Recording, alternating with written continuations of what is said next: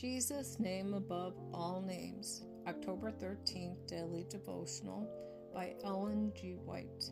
One wiser than Solomon. But to those who are called, both Jews and Greeks, Christ the power of God and the wisdom of God. 1 Corinthians chapter 1, verse 24.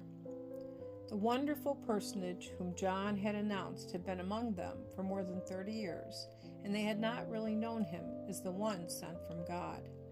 Remorse took hold of the disciples because they had allowed the prevailing unbelief to leaven their opinions and becloud their understanding.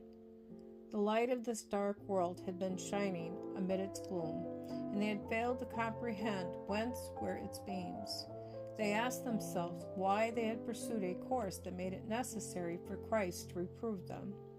They often repeated his conversations and said, "Why did we allow earthly considerations and the opposition of priests and rabbis to confuse our senses, so that we did not comprehend that a greater than Moses was among us, that one wiser than Solomon was instructing us?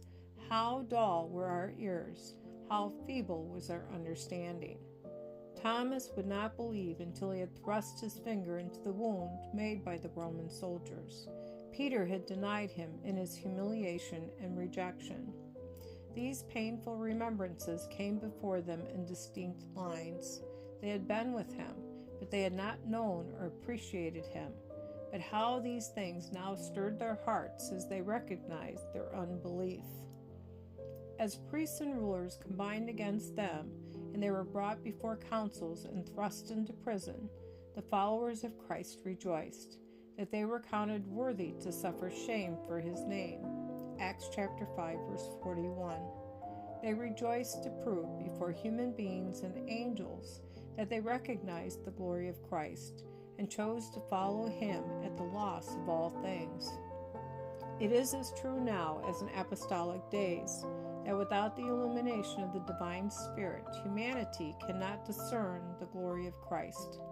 The truth and the work of God are unappreciated by a world-loving and compromising Christianity. Not in the ways of ease, of earthly honor, or worldly conformity are the followers of the Master found. They are far in advance in the paths of toil and humiliation and reproach, in front of the battle against the principalities, against the powers, against the world rulers of this darkness, against the spiritual hosts of wickedness in the heavenly places. Ephesians chapter 6, verse 12.